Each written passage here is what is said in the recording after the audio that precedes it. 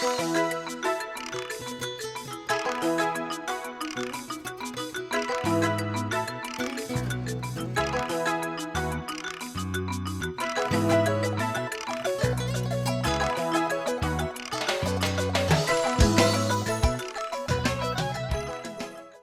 everybody to the Sherborn Planning Board on February the 3rd. I'd like to move to open our planning board meeting at the time of 7:02 p.m. Do I have a second? Give a second.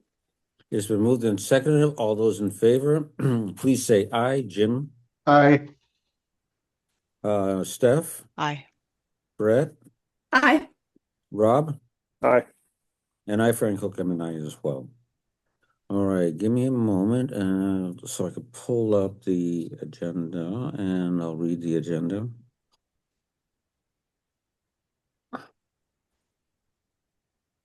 I have it open if you want me to put it up, Frank. Yeah, I'll just be 1 second. Probably as fast as you can get it, it'll be as fast as I have it.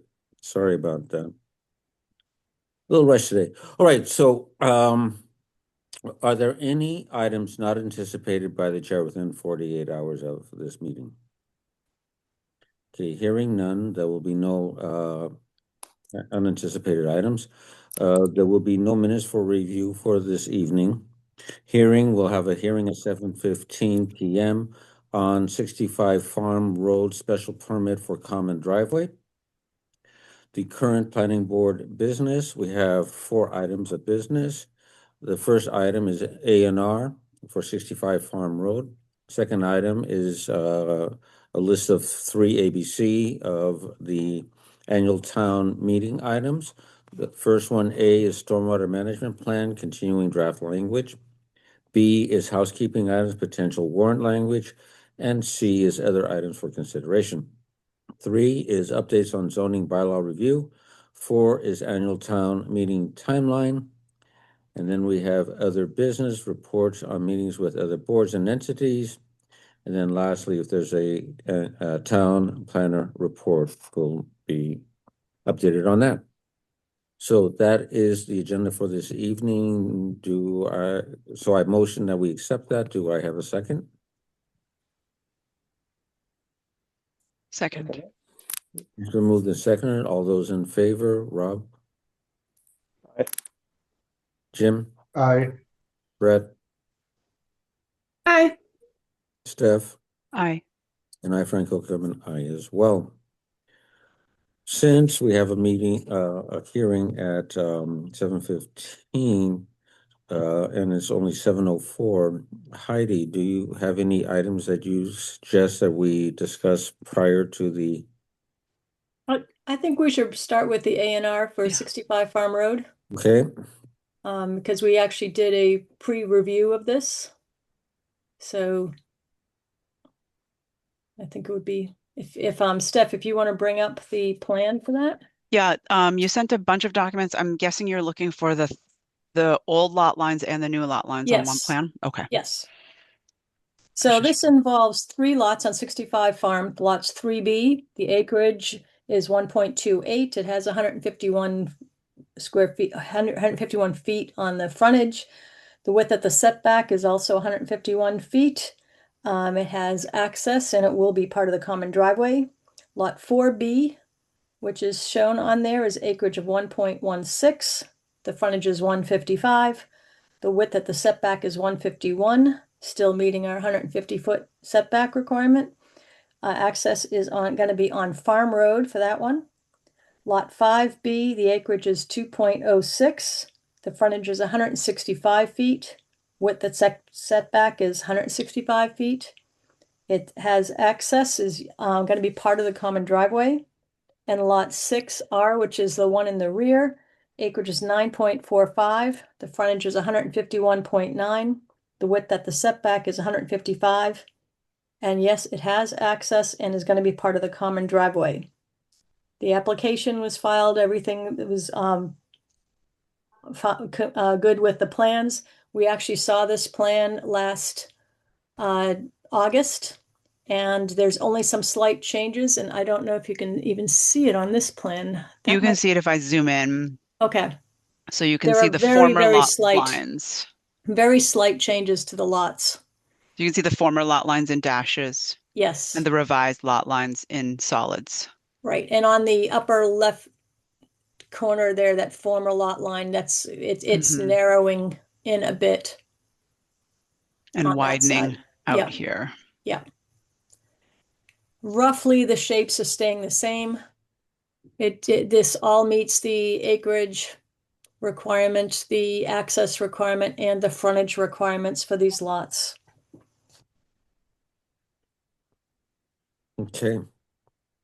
Are there any questions? I see we do have Bob Murchison on here and Gary Lambert. I believe he is a potential buyer for Lot 6R.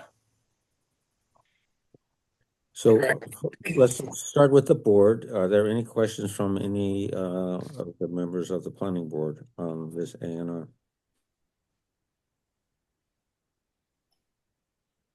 I think we saw an early version of this, and I think my questions got answered at our last meeting when we set a pre-conference about this. Right. I agree. There's some discussions that I want to have, but not on this A&R part. Anybody else on our board? Jim, Brett, Rob? Okay, hearing none, I'll open it to the audience. Is there anybody outside of the planning board that has any comments or questions about this A&R? Hearing none. Mary has her hand up. Frank. Oh, I'm sorry, I didn't see that. Okay, Mary, please. You're muted right now. Mary, you're muted.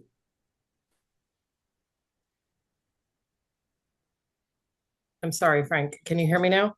Yep, you beauty. I apologize. At the last meeting, when these plans were socialized, I had asked a question about just confirming that there wasn't illusory access, and I understand that there was a conversation with town council about that. So I just wanted to kind of get that on the record and understand what that was. Hattie, would you like to address that? Sure.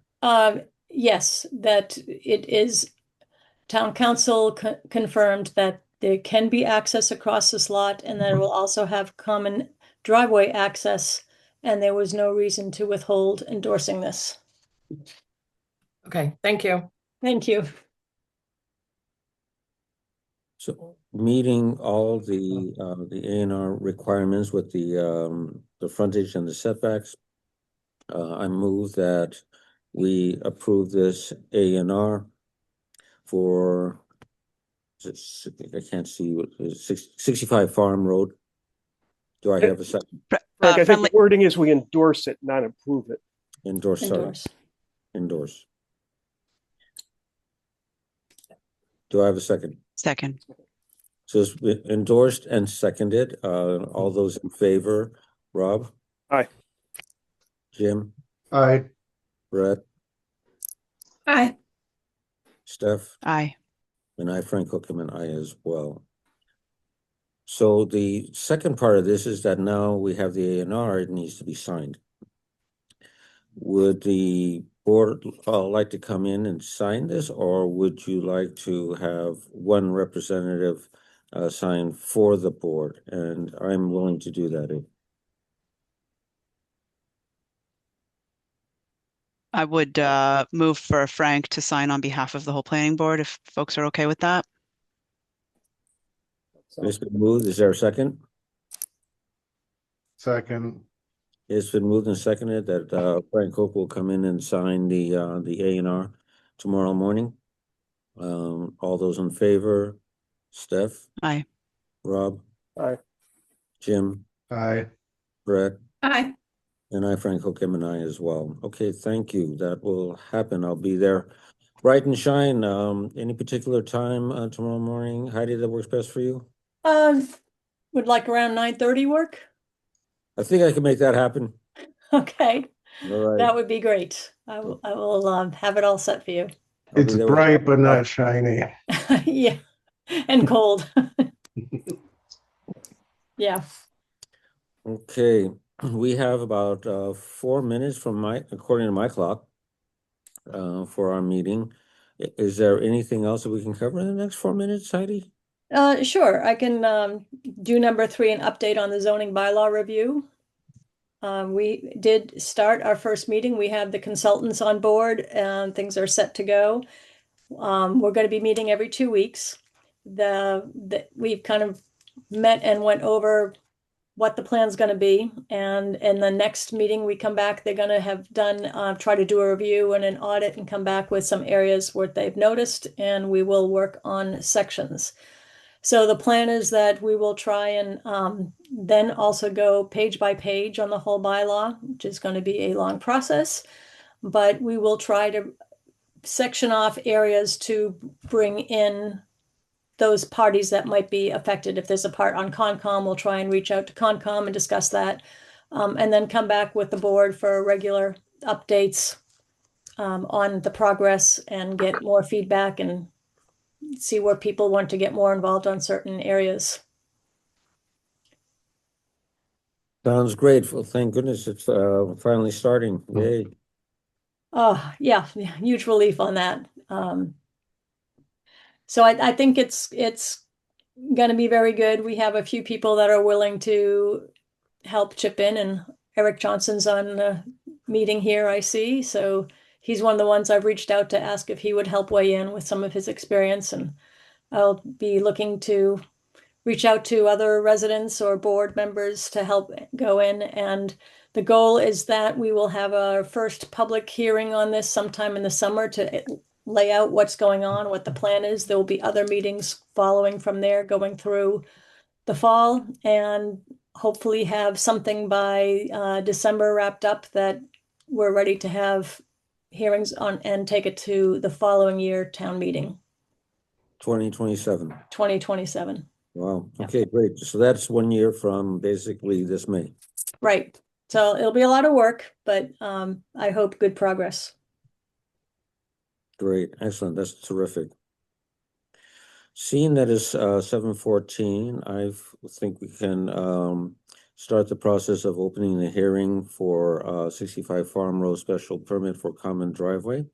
So I make a motion to open the hearing for 65 Farm Road special permit for common driveway at 7. I'm trying to hold the time till it bounces to 7:15. We'll call it 7:14 and 50 seconds. Do I have a second?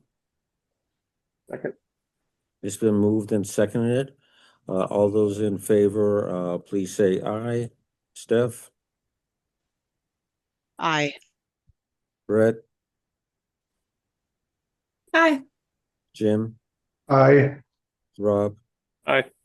and I, Frank O'Connor, aye as well. And the time is now 7:15. Heidi, how would you like to handle this? Would you like to have Bob give us a little discussion on what he's asking for, or do you want to give an update on what this is? Yeah, I can give a little update and I'll give a review on the procedure and the timelines of what was done. Okay, So this initially started out as a 2-lot common driveway, which is by right in Sherborn. So this did not come before planning board. The applicant has reconfigured, as we've seen with the A&R, has reconfigured some of the designs and has included making this a 3-lot common driveway, which now triggers planning board special permit process. And which is the reason why we're going to be here today. So how it works with our process is an application is received. I have to file notice with the town clerk. We have to publicize it in the newspapers the 2 weeks. We hold a public hearing. Notice was sent to the abutting towns and as required as the state as well. And boards in town were notified. I've received comments so far and had discussions with the police chief, the fire chief, the building inspector, and the DPW director so far. The public had until 5 p.m. tonight to send in any comments if they had something for it, which I have not received any. There might be some questions tonight on the procedure. The town boards get 35 days to respond, so they will have until February 18th. So that's why we're opening the meeting. We'll go through our whole discussion.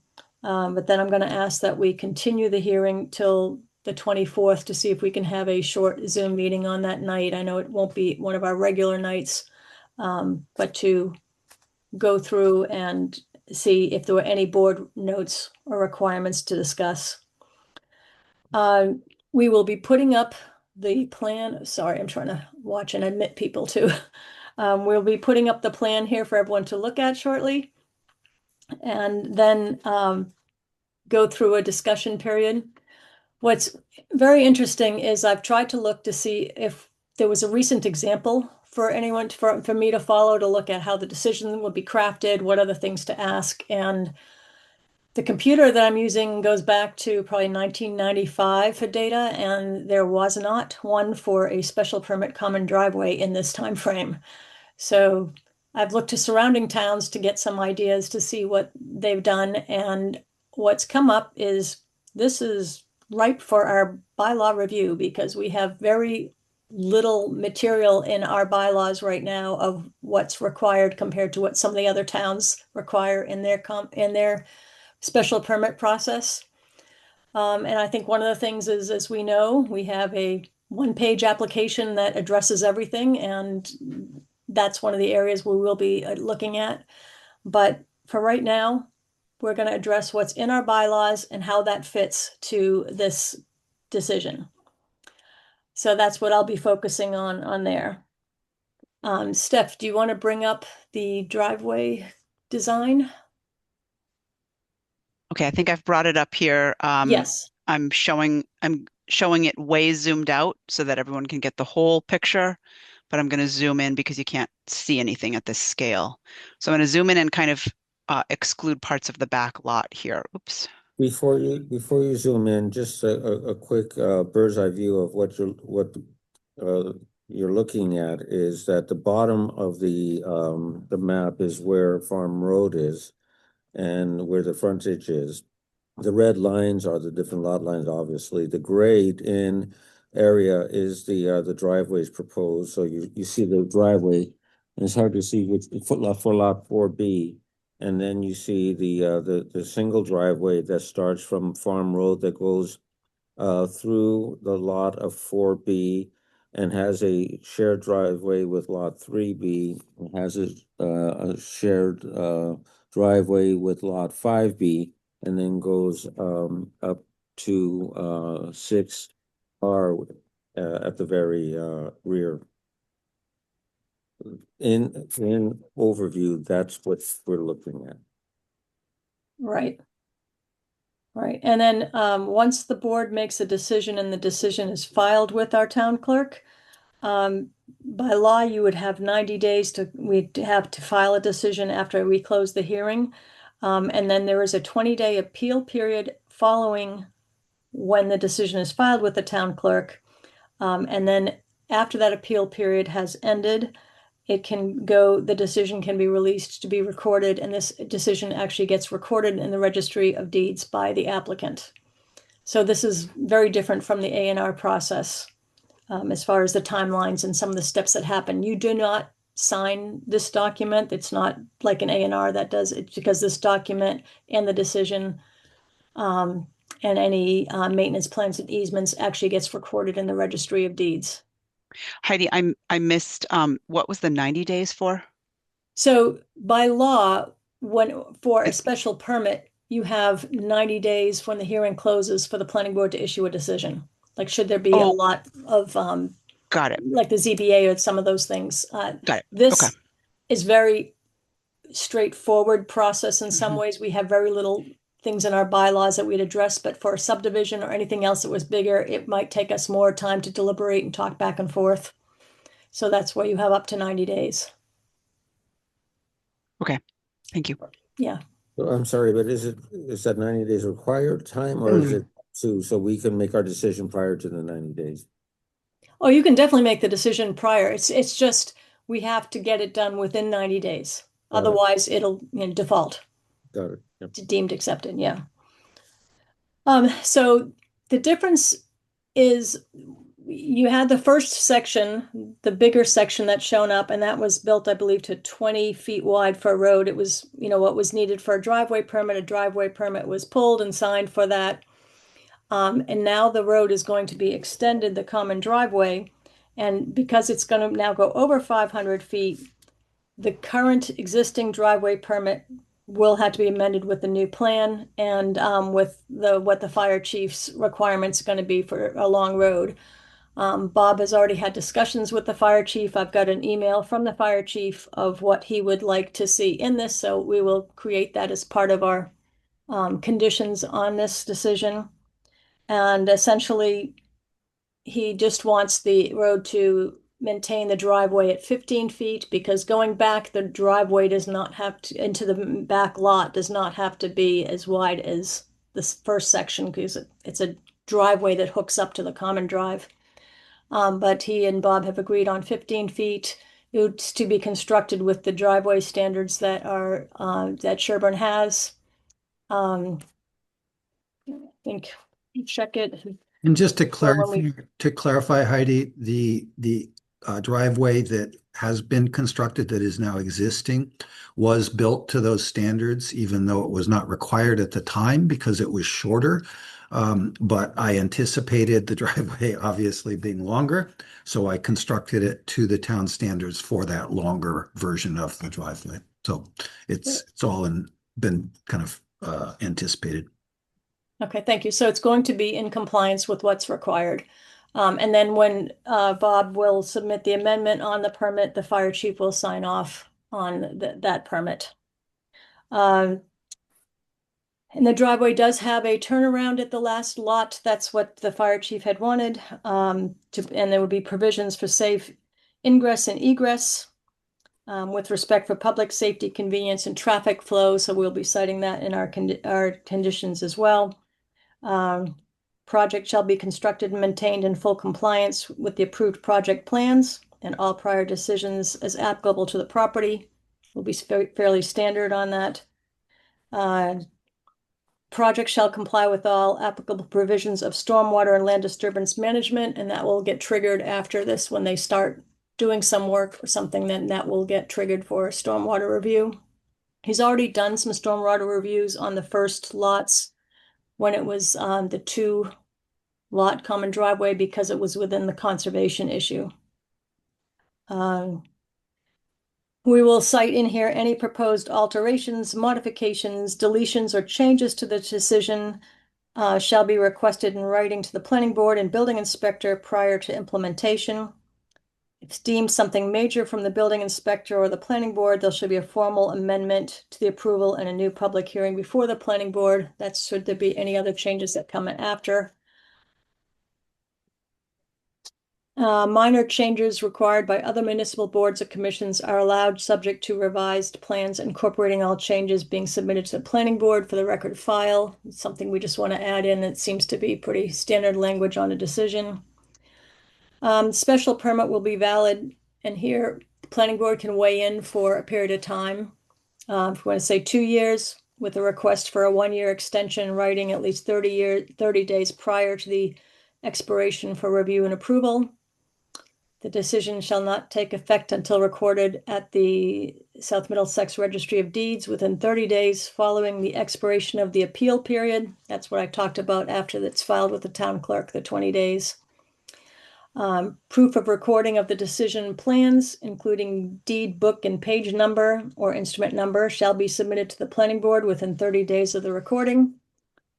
And by recording the decision, the applicant will be agreeing to accept all the conditions herein. Any inability, failure, or refusal by the applicant to comply with the conditions of the decision when notified of failure compliance shall be grounds for zoning enforcement, including an order to immediately halt any site work, construction, or operations, or denial of the building or occupancy permits with respect to this project, which is pretty standard for most of the projects in town. All applicable requirements of the Sherborn Board of Health, Conservation Commission, DPW, Fire Department, Police Department are hereby incorporated by reference as a requirement of the decision, which The applicant has already gone through most of the boards and is planning to continue to follow with any of the other board requirements. Easements and maintenance agreements will be recorded, and we're just going to ask Bob if you'd give a certification of those to the planning board when they're done. And that they're to provide adequate access and maintenance for all properties. They'll of course be on the public record. Right, right. So we can just know.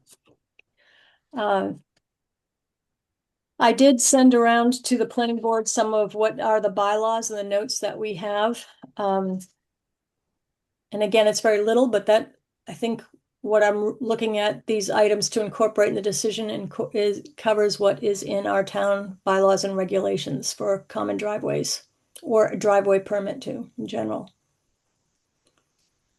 Are there Heidi, any questions from the board?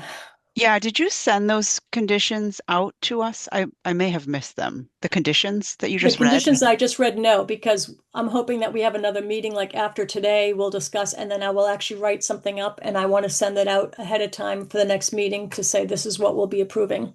Okay. I have a harder time sort of like just taking it all in by listening to it. But I guess one thing that caught my attention is the special permit, you said the special permit will be valid for a period of time. Does Yeah. that mean that it's valid to build the driveway for that period of time? Like if the applicant waited for 5 years and we said 3 years, that they wouldn't be able to build it on that special permit. They'd have to come get another one, right? That's right. So okay. the two house one already exists, that is by right, but extending it up into the others to create a 3-lot common driveway would have some type of time frame. Okay. And that's something that you've seen in other.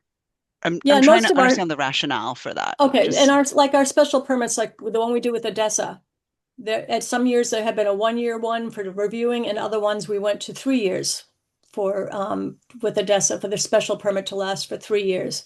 So special permits seem to in this town have had a time period that they are valid for to either come back for renewal or it expires and something doesn't Okay. happen. Right. Because because the ADUs have a special permit ADUs also have a time frame too, but those are for like use, right? And this is a little bit different. Like the ADESA permit and the ADU permit is for use, and this is a little different in terms of like I just wanted to clarify that there's not a condition in here that we're expecting renewal of the special permit for using the driveway over time, right? That's not how No, you and intended that, Heidi? no, Okay. it's like a Okay. building permit's issued for a certain Got it. period of Okay. time. Yep. And then a Okay. building Thanks. permit can be re-upped. Okay. Thanks. As a practical matter, Steph, I anticipate this driveway will get built in the next 12 months. So I don't think a long period of time will pass. Okay. No, I just was trying to understand because in my brain I was thinking of ADESA and ADUs and I was trying to figure out how that pertains to the driveway, but if it's more like a building permit, that makes a lot of sense. Yeah. Well, if we have a time parameter to set, if we set a time parameter of 2 years for you to get this accomplished, that would be a fair number. Yeah, I think if The you, board decided to go with that number. obviously it's, it would be great to make it 2 years just to give us room, but I don't anticipate it'll be that long. Do we want to pull up some of the requirements in the bylaw that you sent for us to quickly look at? I can if you'd like me to, Heidi, although I Sure. think you just said that you covered a lot of it in the I proposed covered it, but if you want to conditions. go through and look, you can see Okay. what we have or don't have in our bylaw. So our definition here for a common driveway is that it provides access, and the key words is access to 2 or more buildings.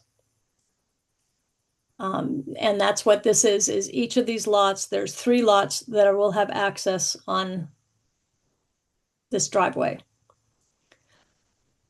Will the drawing be updated to show some of the requests that the fire chief has made or deviations from what's shown here? Yes, is the answer, Jim. And I would say that to the extent you condition your permit on the driveway being 15 feet wide and there being the turnaround that we show in the plan, in some ways, that's probably a better way of doing it than the plan itself. In other words, if you just condition it, because what obviously plans can change, but if you say the thing has to be 15 feet wide, then if it shifts a little bit one way, in other words, I wouldn't want you to just the permit would have to put it in the exact place on the drawing because Sure. that could change. But if the requirements, the conditions, so to speak, I think would be, from my perspective, a better way to do that.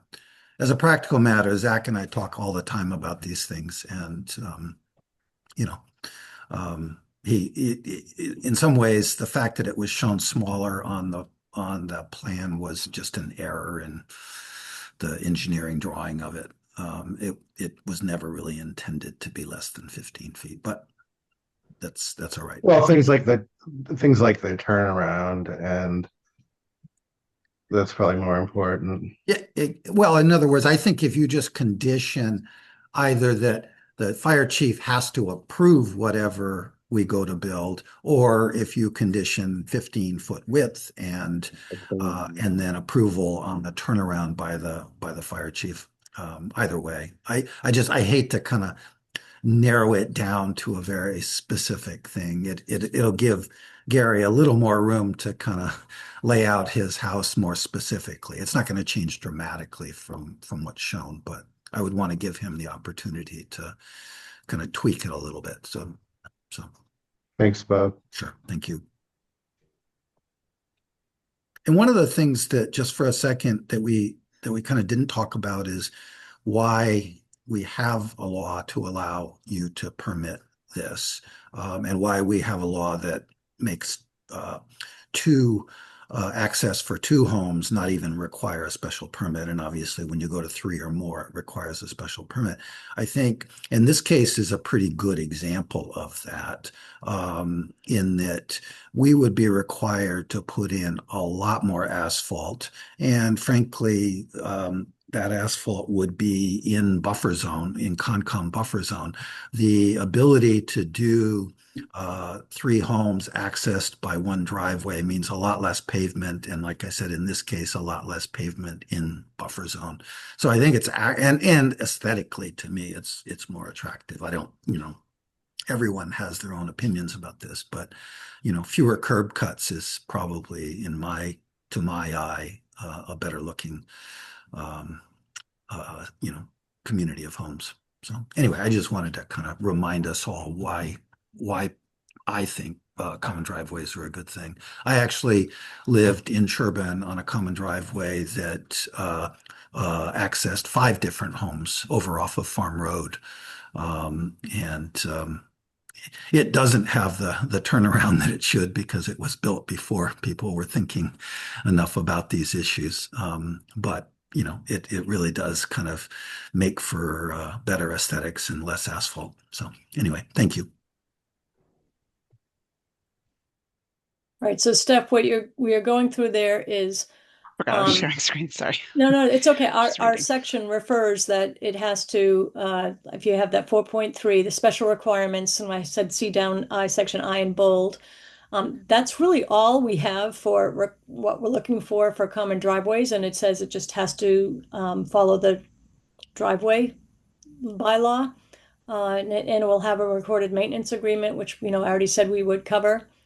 So we really do not have a lot. There are other towns that require engineered plans showing slopes and showing all kinds of information, and it's something the board can consider when we're doing a bylaw review, but I highlighted this section, what we have, and then I did bring up the bylaw and what we're looking at in that chapter 125, the driveway section. If you go down further, and that just talks about, 3 or more require special permit, which is what we're doing. And the driveway section, because this is over 500 feet, he'll be following this 125.2, and that is what he will need to get from DPW when he amends the driveway permit expanding from 2 to 3. And as Bob said, he's built it with the requirements already for this. And it's going to be signed by the fire chief as well, that they will have approval of access. One of the things, and I think you mentioned it, but that it does require is a maintenance agreement with the various lot owners. Who is the entity that receives a copy of that and make sure that that stays up to date? Well, Frank, it'll be by law recorded on the properties. So in other words, there'll be cross easements, the necessary cross easements, and then the maintenance agreement will be among the 3 homes that will be accessed by the driveway. And in fact, I was reviewing the draft language today, and it lays out kind of how the expenses are shared among them, and all of that will be recorded when it's put in place. We won't put it in place until Gary closes on the sale of the first of the 3 homes, and then we'll put it in place. Those agreements and the easements. But they're all, to your question about kind of where they're held at the registry. They're recorded on the properties. Great, thanks. Right, and I'm suggesting we just ask Bob, once they're recorded, to give us the book and page and a copy, so we have it for our record. Just as I do with the A&R. Yeah. Right. Are there any other questions by any of our planning board members? Bob talked about the common maintenance. So like lot 4B would have an easement, but it wouldn't be part of the maintenance agreement. That is correct, because lot 4 will not be using the driveway, or in the language of your permit, does not have access to the driveway. It will not be providing any of the cost, or not be sharing in any of the costs. In other words, the costs for maintaining it, plowing it, etc., will be shared by the 3 homes that are the subject of the special permit, which would be 3, 5, and 6. But they would just have to provide the easement that crosses the property. That would be recorded. Yes, that's correct. Yeah.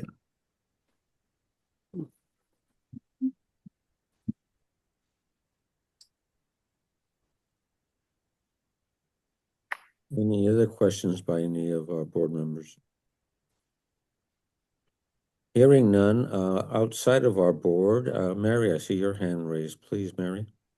Thanks, Frank. Yep. I appreciate seeing these plans, and I'm happy that, things are moving forward, but I do have a few concerns since we've been following this carefully for a number of years. And I just wanted to ask a few questions.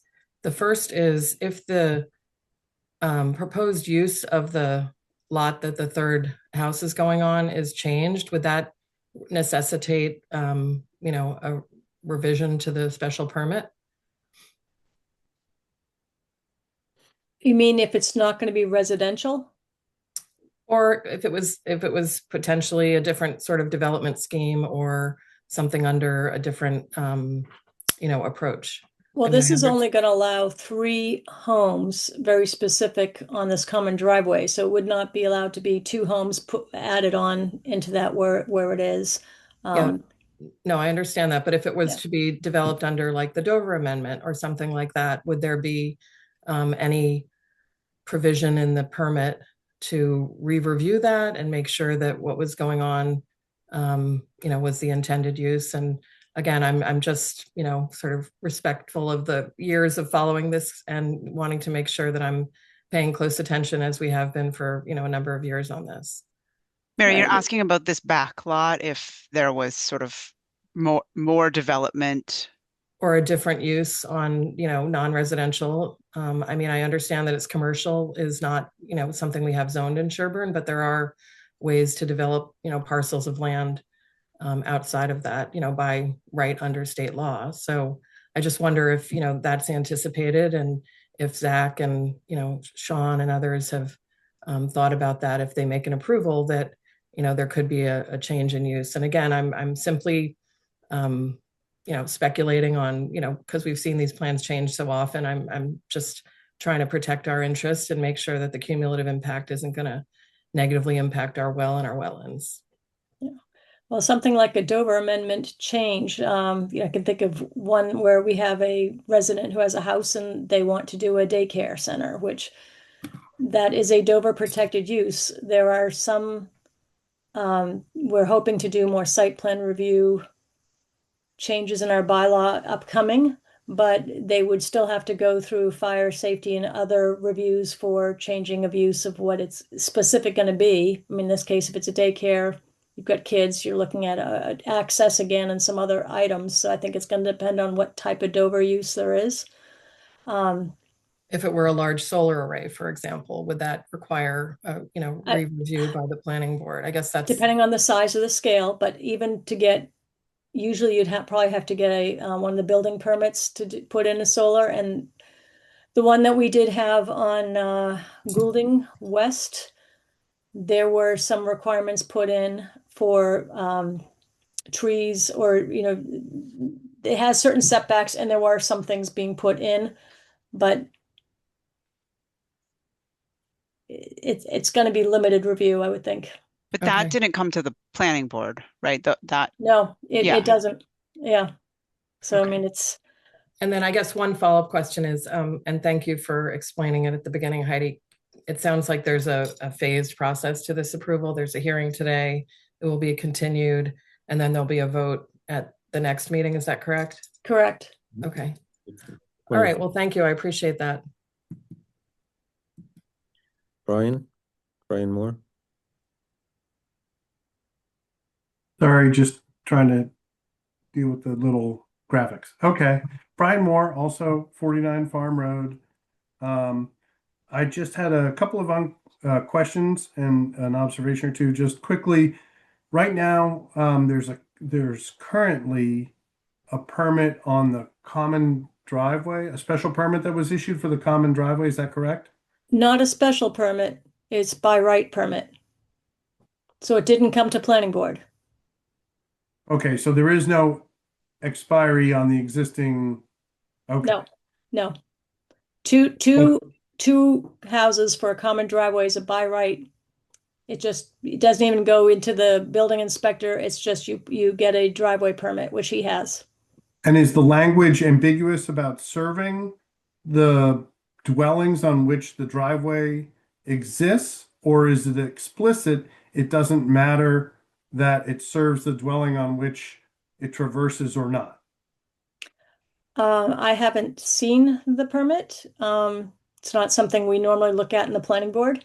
But There is he will be there is amending. there is no permit. It's just signed off, yeah. 55 I'm sorry, Farm- I can't hear the 50 planner. I'm sorry, Bob. 55 Farm Road is the classic example of this situation, Brian, which is right next to you.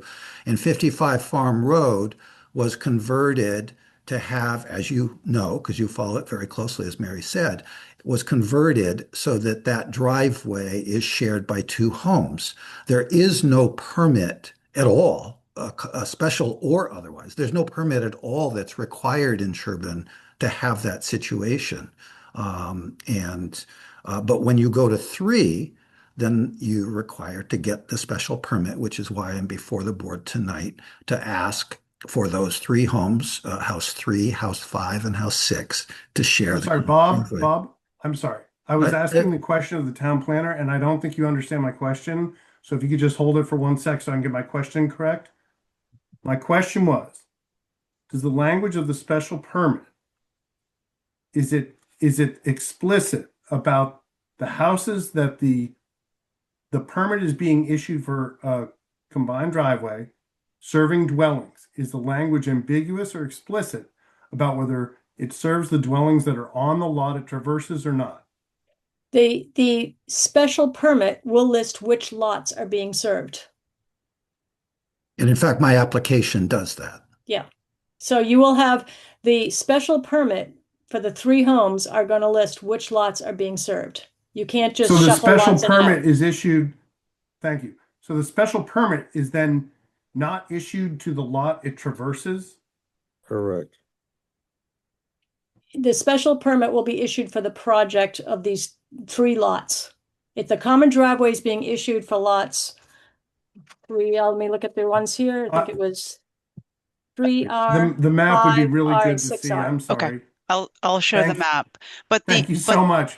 that's okay. But the permit does require the easements to be recorded, right? Yes. So even so the permit would not be valid unless this lot, which is not served by this common driveway, has the recorded easement at the Mhm. Registry of Deeds. Correct.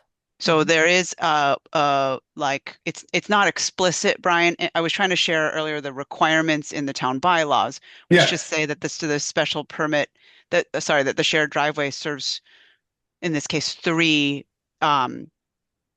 lots, residential lots. I can't remember the exact language. It said It's buildings that it accesses, not lots.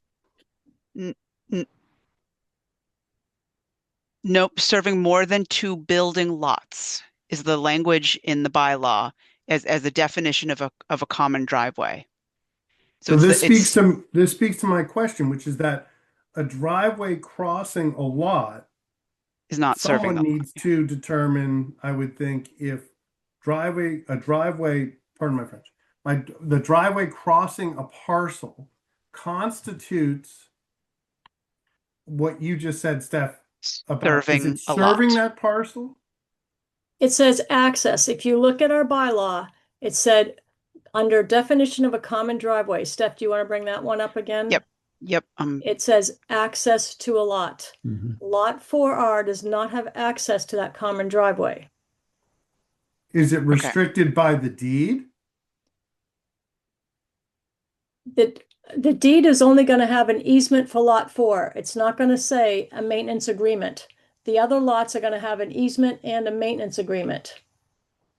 Actually, Okay, lot 6R might not even have an easement. It might be just the maintenance agreement. I think if the planning board is going to deliberate on this, I think they should consider deliberating on the issue of the insanity that a driveway crossing a parcel doesn't constitute access.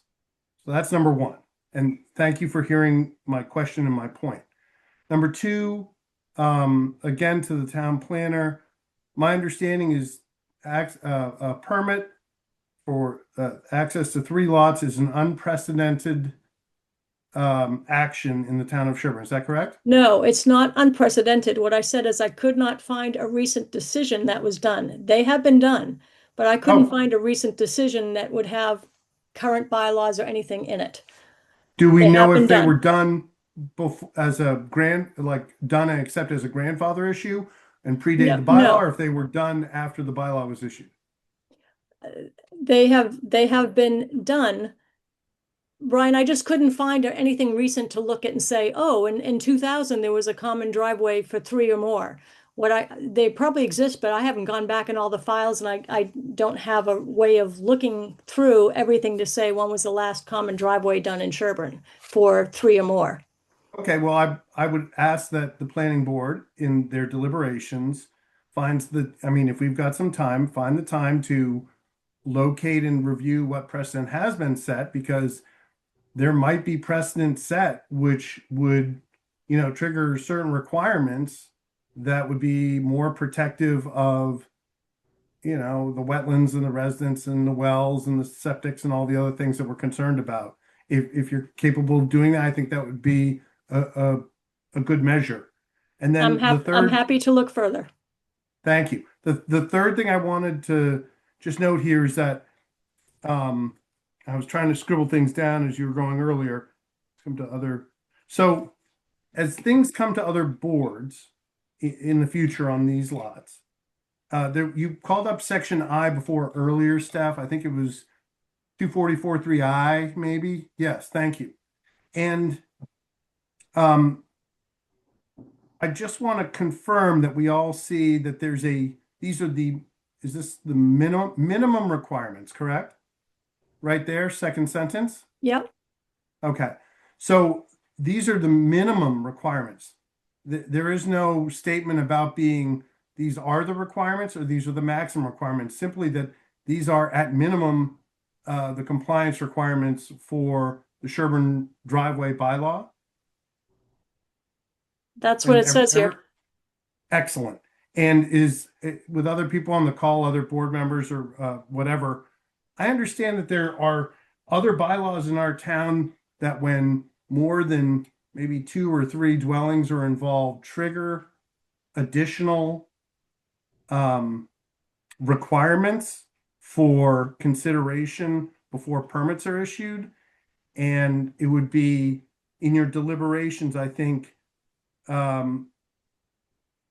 you may wish to touch upon those and make sure that other boards who have previously issued permits, approvals, et cetera, for these lots are fully aware and cognizant and weigh in on the planning board's decision, any decision during your deliberations on this matter. And thank you for hearing my questions and being clear with your answers. Sure. May, And may I for- ask a follow-up? Frank, You- is that okay if I? Go ahead, Steve. Okay. So I see that, Brian, and I agree with you that it's stated as minimum requirements to be in the compliance with the Sherburne driveway bylaw.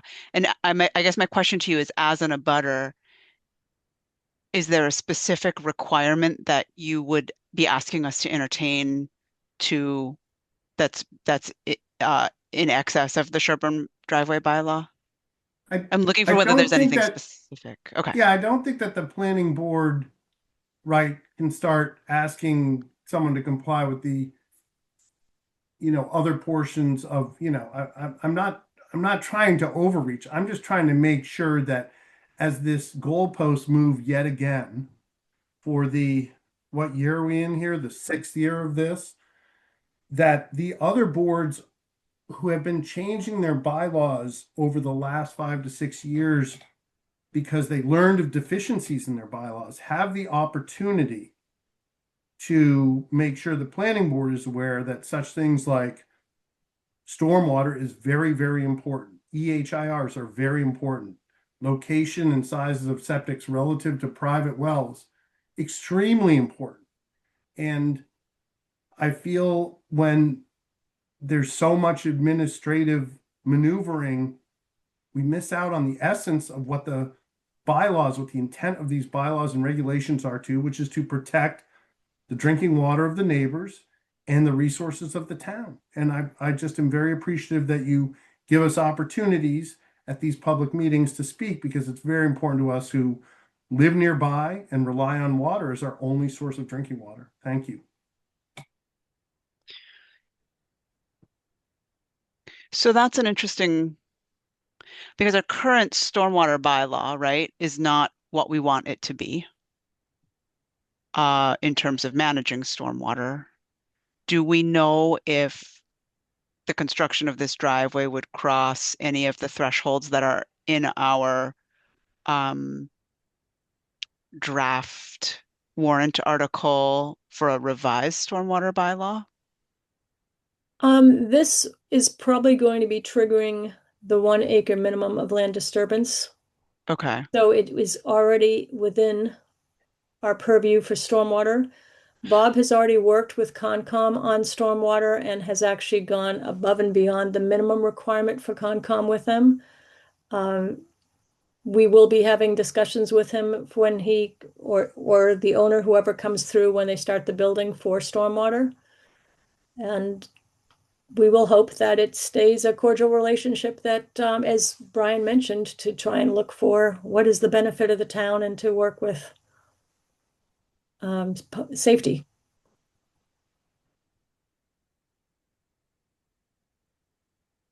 So I saw that Eric Johnson had his hand up earlier. Eric, did you still have anything that you wanted to add, or did you have a separate question? Yeah. regarding this? Yeah, I get just some thoughts and stuff that was discussed before. I don't want to bring anything back up. So I'll bring up another quick thought. There was some talk about, who has access to driveways and obligations and stuff like that.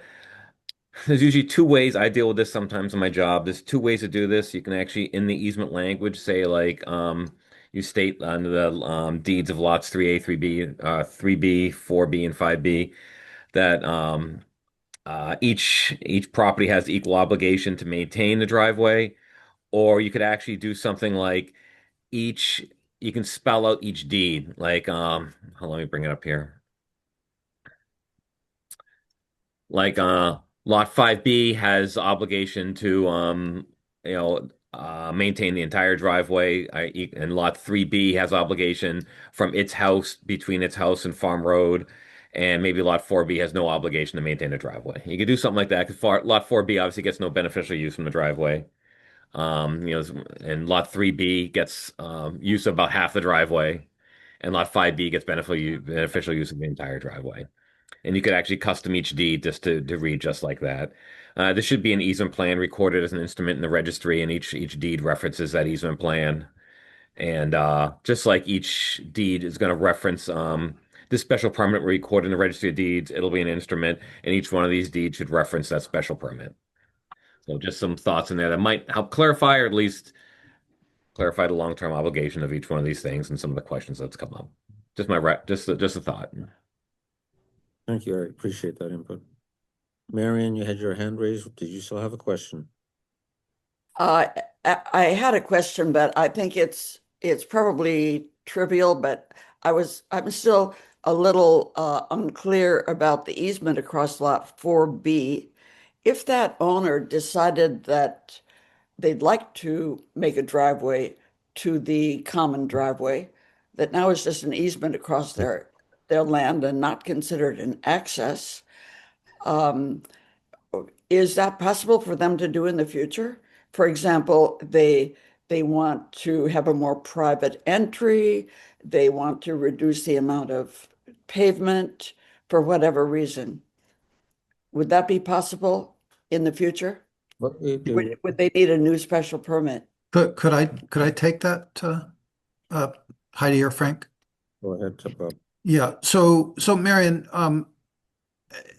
as a practical matter, they they they would have to get the approval of their other neighbors, right? Because the other Right. neighbors have the legal right to use the common driveway, and they do not.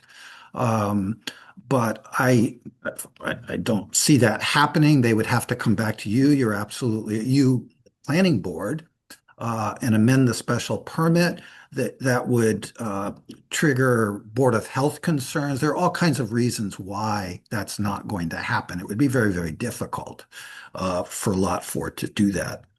So I Okay. think the answer is no, it's not going to happen for a myriad of reasons. Yeah. I don't think it's impossible, but I think it's difficult. Okay. Because the special permit is specific to 3 lots only. Oh, yes, the special permit doesn't allow it, but Right, they might come back and look for a way to do it. right. But I understand there are other reasons why that ain't going to happen, so I accept that. Are there any other questions by any members on the planning board? So they own that land, that little strip of land, right? They own that land in fee. They can use the land so long as the use does not conflict with the easement that's recorded, but they cannot use this strip of land for access from the road. Correct. Okay. And this is not an existing home, so the person who purchases the home would be purchasing these conditions when they purchase the home. That is correct. Yes. Thank you. Any other questions from any? Yes, I have one, if I can just throw it in, looking for all the wrinkles. Is access assumed to mean only vehicular access?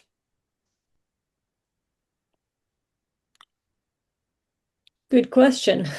I would think so, Mary, and I don't know why the law about a driveway would be talking when it says access to or excuse me 3 or more homes. why it would, I mean, I don't know what that would even mean if you went down that road with a definition.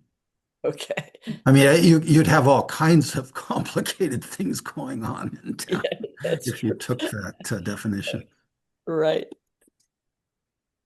So I was asking if there were any other questions by board members. Are there any other questions by any of the board members? Rob, No. Jim, I don't have any more now. Brett? Nope. Okay. I see that Brian Moore has a question. Brian? Thank you. Again, Brian Moore, 49 Farm Road. Just, is there precedent for having portions of your lot across an easement you don't have vehicular access to from other portions of your lot? Like, I mean, if you buy, for instance, lot 4B, Mhm. and you set up your kid's swing set over between this easement and the pond, is there, yes, thank you. Is that problematic for future property owners to settle like across the easement line? No, as a I'm just not property familiar with owner, this. you have use of the land, right? So if you had like a gas pipeline go across your land, you might have an easement from National Grid right across your that bisects your property, right? And you can still drive over that property so long as the activity that you're doing in the easement area doesn't conflict with the easement itself. So the easement itself from National Grid might say something like no loading over some H40 truck loading, right? You can't like drive heavy equipment over it, for example. I'm totally making something up right now. Or it might say no drilling within the easement, right? Because it's a gas line, right? So you can still it's still your land and you can still drive across it and get over here. But I think what would be prohibited is utilizing through lot 5B and then through this easement for the purpose of access. That's kind of I think what I was trying to ask earlier, that is what is prohibited for this property owner. But they still own this land. It's just that this little strip of land might have some restrictions on it, but they should be able to cross it and So when the landscaper comes for lot 4B, and if you'll entertain this is great. When the landscaper comes for lot 4B with his big trailer and his crew of five, and he pulls into the common driveway and parks so that he can mow lot 4B, that's going to be a problem. I mean, I can think of numerous issues when it comes to things like this, but I really do think that deliberation should be really, really scrub this thing hard because it's obvious that they're going to be counting on this for access for three unbuilt houses, which are going to be one of which can be relatively large, and it should just be clear as day. And the fact that it all depends on a driveway which crosses the land, which is not considered as accessing it, is something that you really should be, I guess, turned over and made sure that that's allowable and doesn't create unnecessary conflicts for those neighbors. Right. Thank It you. is, yeah, no, it is tough, but I mean, I get landscapers that go to my neighbor's house and they park in my driveway.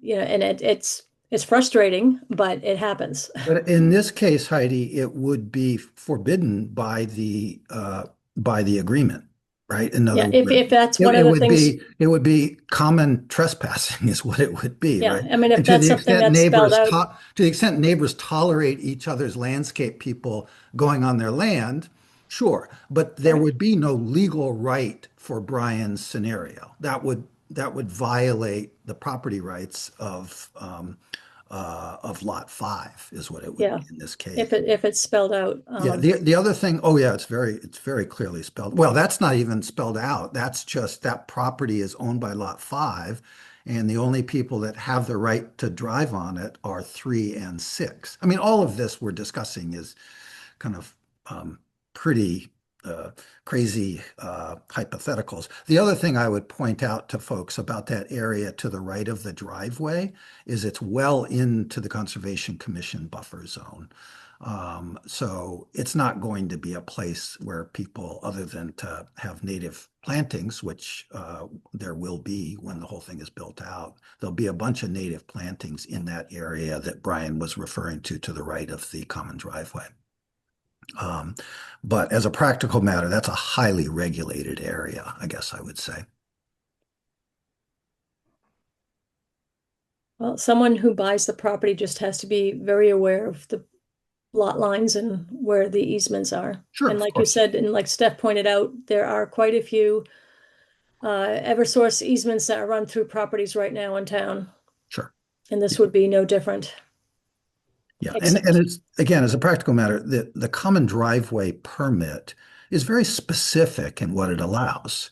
And to the extent there are any of these scenarios, whether it's Mary's Dover Amendment scenario or Brian's landscape, all of that stuff with regard to the special permit, which you are being asked to issue, your permit has conditions and is very specific about what it allows and what it doesn't allow. To the extent anyone wants to change it, they have to go through a regulatory process.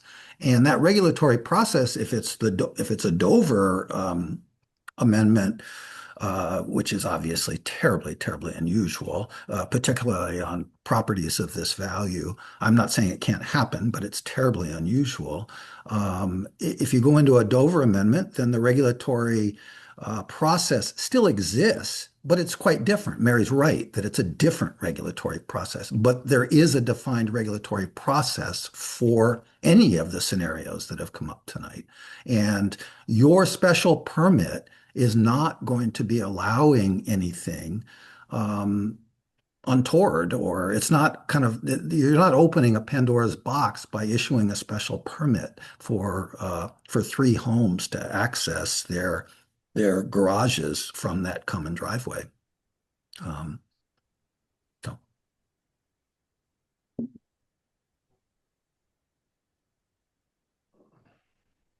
One more opportunity.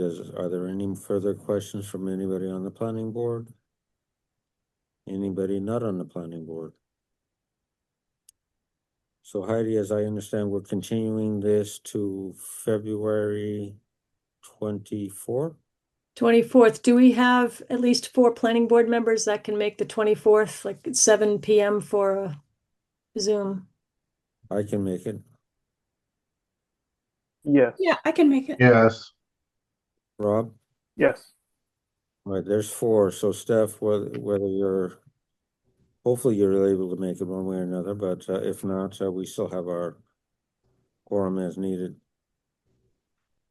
Okay, so I guess I'd suggest you make a motion to continue the hearing to February 24th at 7 p.m. It should be fine.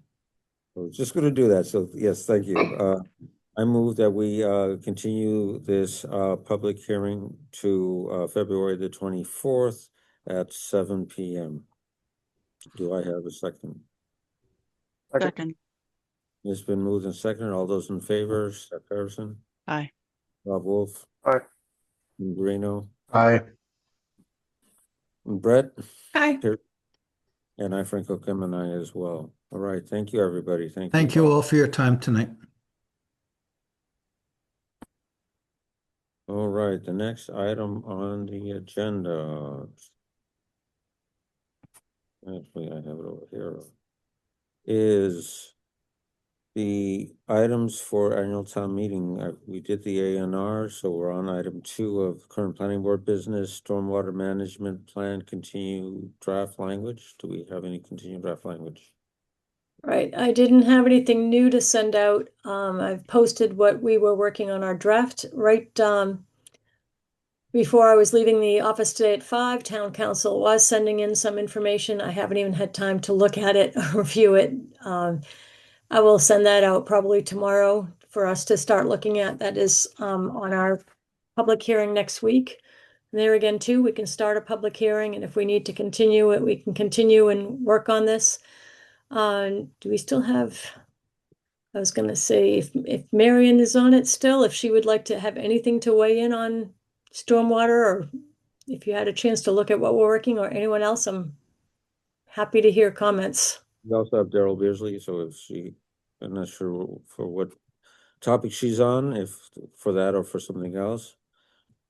And Frank Hess is on, Tom Trainer's on, so we got a lot of people that are knowledgeable about water and interested in water. Any questions?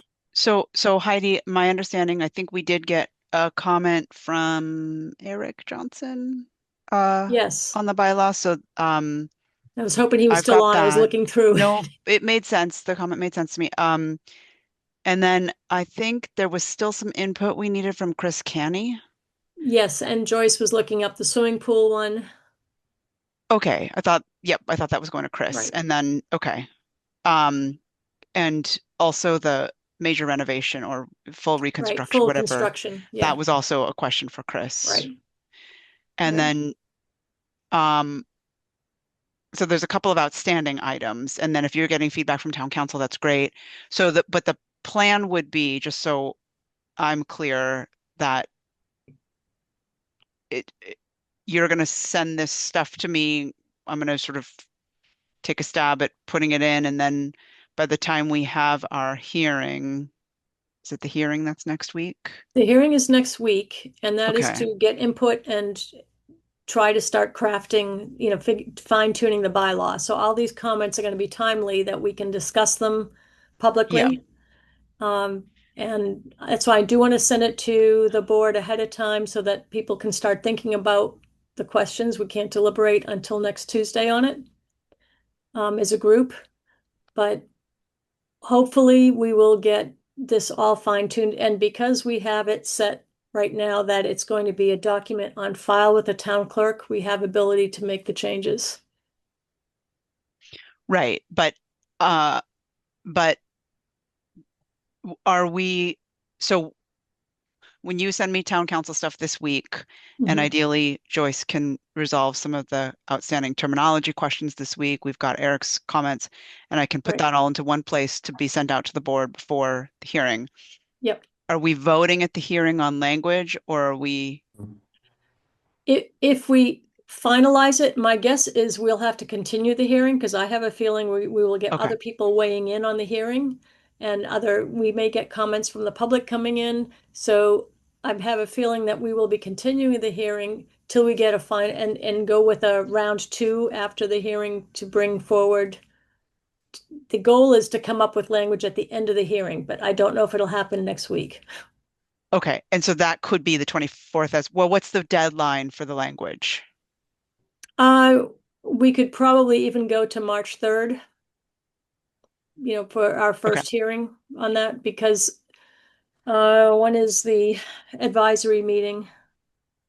We want to have it set by then. So Okay. depending on how Tuesday goes, next Tuesday, that can decide if we need Okay. the 24th to be expanded, or if we decide we want to wait till the 3rd, or. Okay. And then as far as the regulations, which are a very important companion to the bylaw, should the bylaw get approved at town meeting, we were talking about potentially, because the regulations have a lot of definitions of key terms and things like that, or will have definitions of key terms. So what would be the timeline for a public hearing for regulations that could be done right before town meeting, right? Or It could, right after town basically, meeting? we need to publish 2 weeks ahead of time and get a mailer out to people Okay. on the regulations. So at least 3 weeks by the time you count on getting to a newspaper and get them to Okay. publish on the timing. But with respect to annual town meeting, if we wanted the regulations to be in effect around the time that the bylaw hopefully gets voted approval, we could publish a hearing for it for Right. immediately after town meeting. Right. And then Right. upon if the hearing results in an approval of the regulations, then they are immediately in effect. Is that correct? Yes. Okay, The problem we're going to run into is we're not going to hear from the Attorney General until understood. 90 days. And But I think yes, that we decided that there wasn't harm in having new terms defined in the regulations right, that aren't officially in the bylaw yet, right. right? Okay, So, yeah, so like if we wanted to do okay, a hearing the first week of May, right after town meeting for the regulations, then okay, at least we'd know that it was approved at town meeting and the hearing can continue. okay, okay. Or you can wait to town meeting and then decide to go and publicize for a hearing and have it towards the end of May.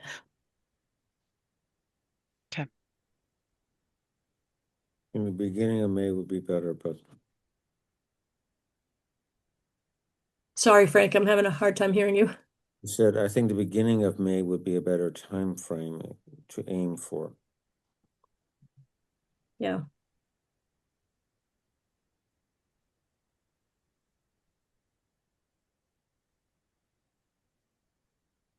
Okay.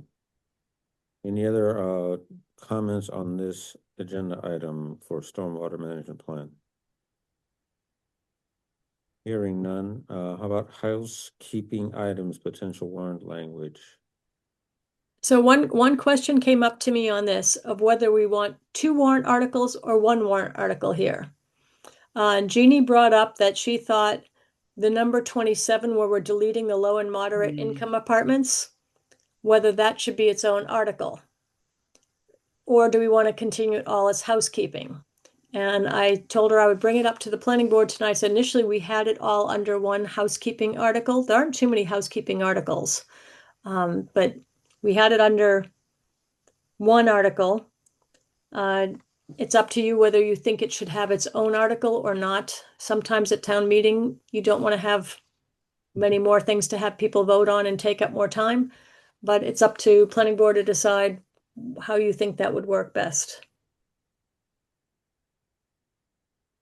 So my observation when I was sort of looking at it is as long as there's a way to make it clear to people that by taking away that low income apartment, we're not really taking anything away. It's sort of, I'm just worried that people will see and think that we're taking it away and then not vote for it. When really what we're trying to underscore is that now there are better ways to get that. And I don't know how we're able to sort of express that to people in the notes and everything. And I see there's like some attempt to. I just want to make sure that that's like very, very clear to people that you're not losing this. It's just better now in a different, in a different way. So So Yeah, I I posted, agreed with that. I had some comment to the comments, right? Because Heidi had put together a comment document that sort of tries to explain. And the comment that was noted where it's deleted says, delete the section from schedule of use as it could create a third ADU category in addition to the new by right ADU and the special permit ADU. And I was suggesting to add to that sentence, which was not the intention when the ADU bylaw was developed last year, just to sort of get to the intentionality of whether we wanted that to be a third category or whether it was, sort of overlooked because it was a schedule of use that was so far down the list. So like physically so far from the section we were working on, right, for ADUs. So right. um, I was trying to find some language to add to the explanation text, Brett, like you're saying, to um, confer intentionality in terms of. yeah, and is there a smooth way to sort of explain that this is sort of holdover language from like the before times, like from before we had the The by affordable right? housing Yeah. bylaw and the by right bylaw. Yeah. Yeah, we could do that. And Brett, please send me any language or suggestions. I sent this out Yeah, and let then me I was hearing crickets and I was like, okay, I need to put something up. So so this was a start and I told Jeannie this was round 1 and I'm sure there was going to be more. So It still doesn't answer your question as to whether we do it as a house cleaning item or whether we do it as a separate warrant article, which was one of the things you were also asking us to comment on. Yeah, making it a separate warrant article sort of makes it feel like a bigger deal than I think it is meant to be. But I also could see the potential for it getting hung up unless it's really clearly explained, like Brett is saying. So, I think there's also the opportunity at town meeting and at the annual town meeting in the presentation to say those words, but it could also be represented in the documentation about the change. So yes, I think that both are good. So yeah, Brett, if you can come up with kind of what you said, I thought was pretty a good start to that. I think you have a good point, Frank, is we have 5 minutes to talk about the article at town meeting. it's not like the last cleanup article, which had like 800 items in it. Right, right. We Yeah. we have very few changes in this housekeeping section. Yeah. And the first few are just a few grammatic changes and things that were being done that we could spend some time explaining at town meeting for the people. This was due to like just what Brett was saying.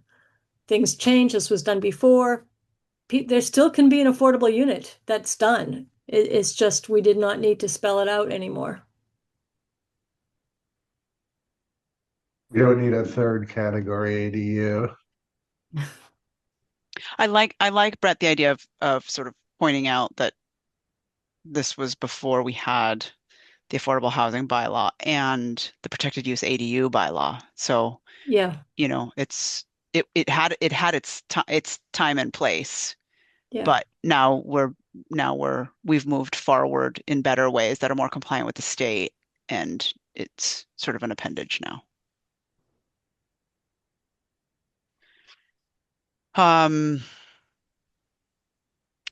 Heidi, I did get to looking at I think that you sent these out yesterday, the comments, the Yeah. documentation, and I have some comments on the comments that I guess I could Great. just send to you directly. Yeah. I could put them up, but I don't know if it's worth everybody's time to walk through them. It's up to you guys, whatever you want to do. I'm happy to just send them to Heidi and Why don't we do that? okay. And anyone else too, please send me comments for the comments.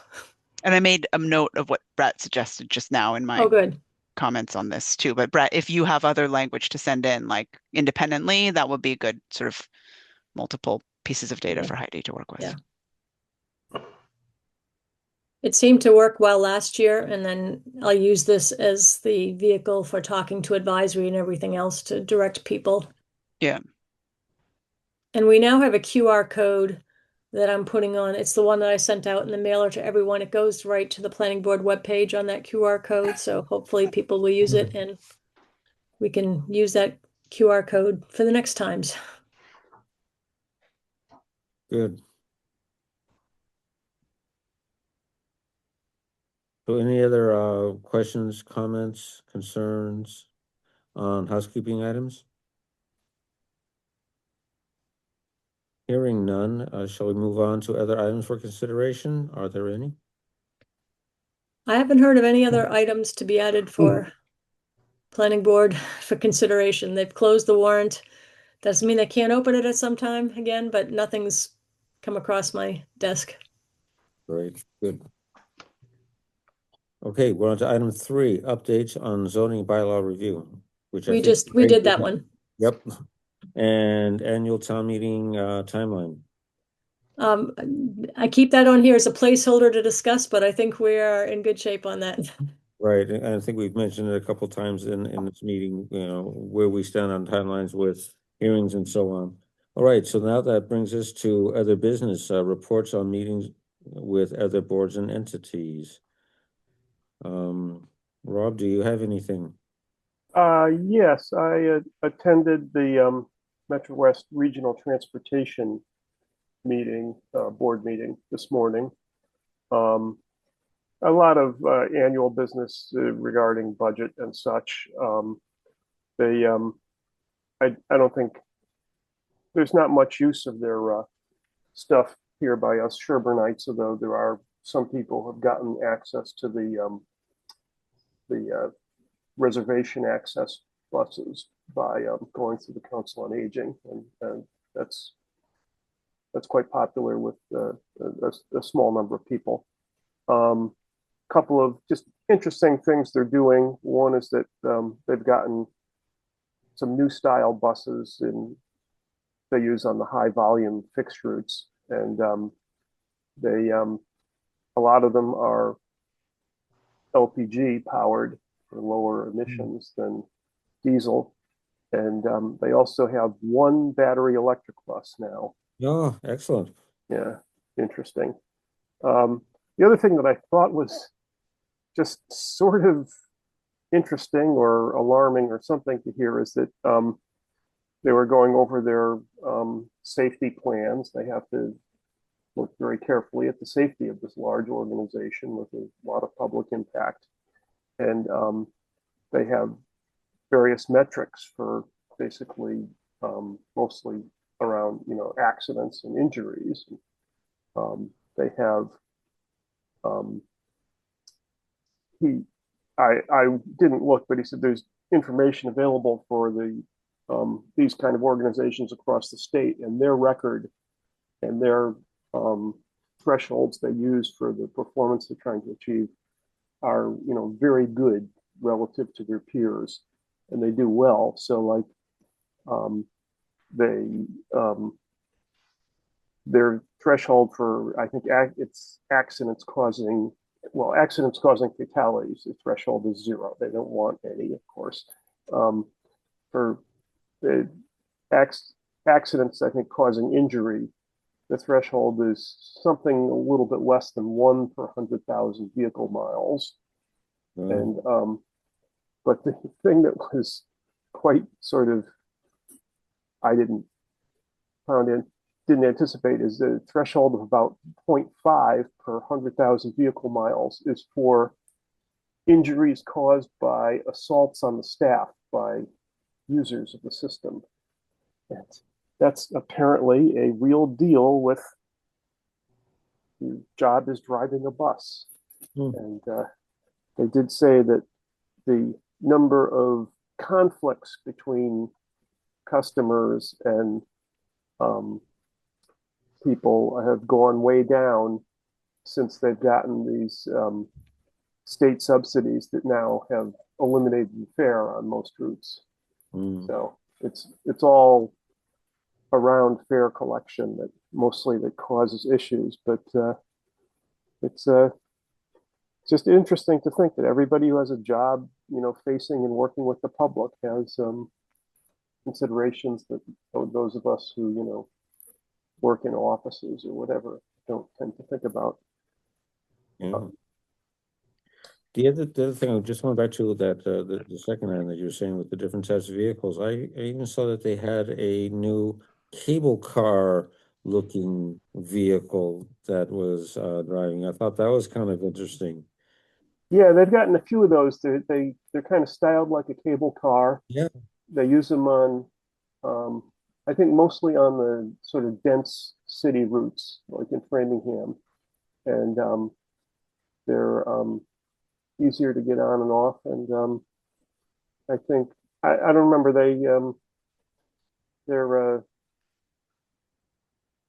they're reasonably economical. I think they're a good size. They put them on the routes that they're sort of a good size match for.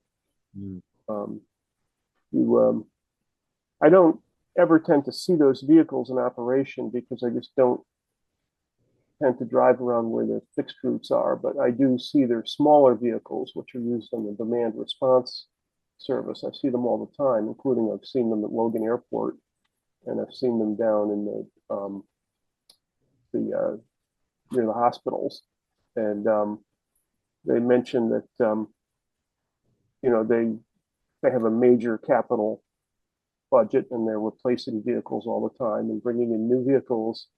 And they said, oddly enough, the big vehicles, which have a fairly long lead time of around 12 months to order one, are actually, it's very straightforward. You order them and they come in, 2 months ahead of schedule or so.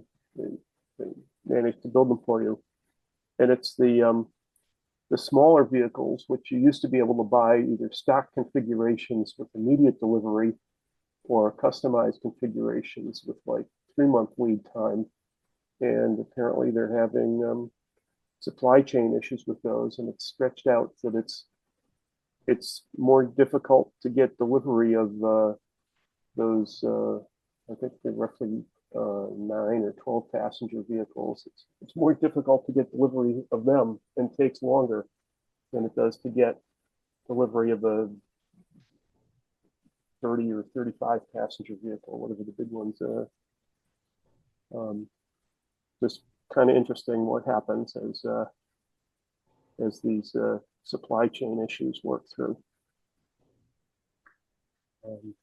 But it is good to see that they have a full LPG refueling facility there, and they are really very strongly moving away from diesel vehicles, and the battery vehicles are still somewhat limited and quite expensive. So those are really sort of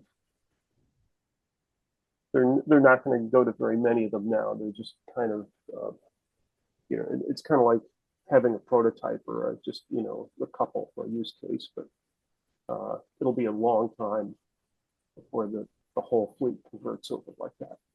Yeah. And the new regulatory climate, I can understand, but it's not necessarily beneficial to our climate. All right. Thank you very much, Rob. Are there any other, Jim, do you have anything? Yeah, we have a few on both historical commission and district commission. So as I previously mentioned, both committees are looking at the design guidelines for the Sherborn Center Historic District, which is under the jurisdiction of the District Commission. There's some old language that we're looking to modernize, particularly around using substitute materials for natural wood and how those could be integrated or may not be. But there's most of the requests, I think, that have been presented lately around that topic. Wood is very aesthetically pleasing and warm, but the durability question is valid, and modern materials can be painted to look like wood, some of them, not all. And that's what I think we need to consider and have modern language in those guidelines, which address that topic in particular. There's been other questions about fences and just clarifying in most instances that fences below 6 feet or now 7 feet don't fall under the jurisdiction of the historic district commission review, but that applies to residences.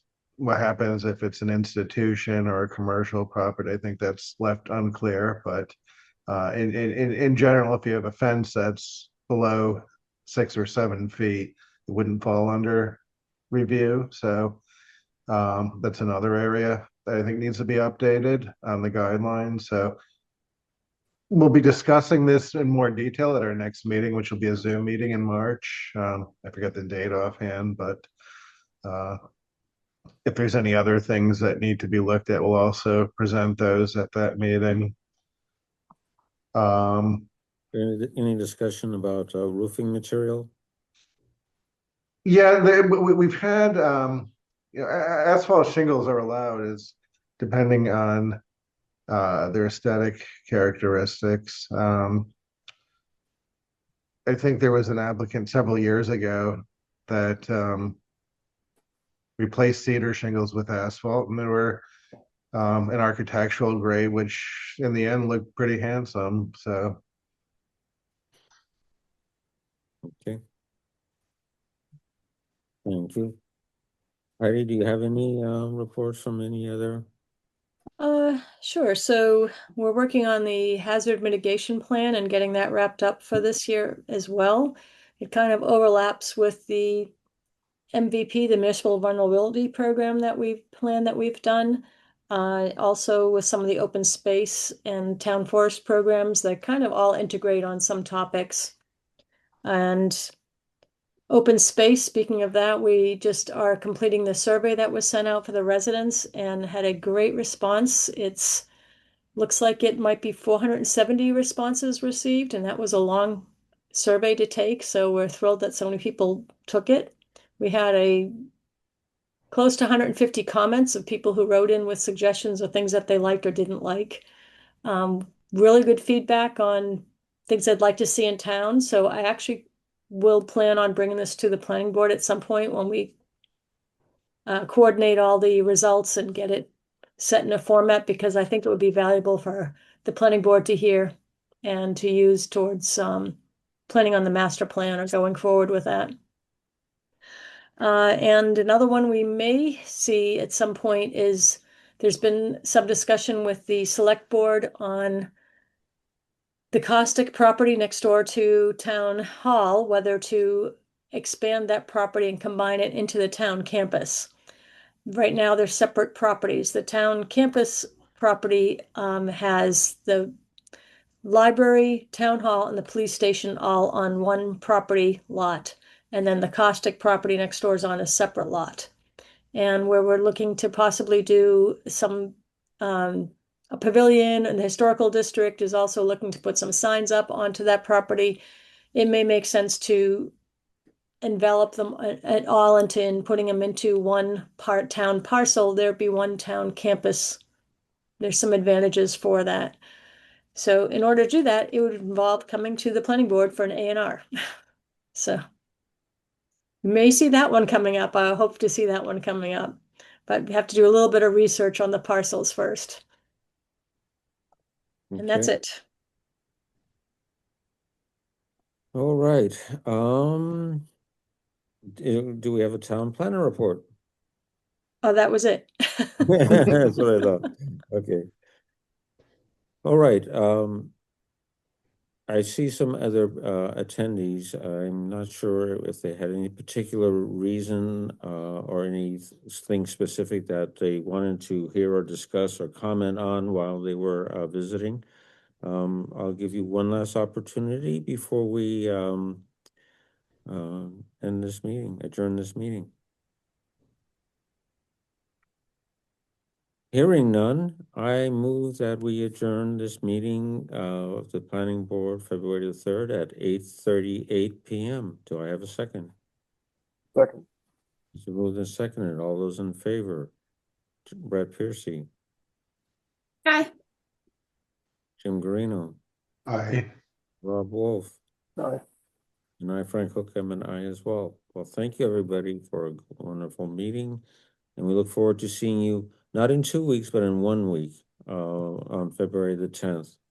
Great. Thank you. Bye-bye. Good night.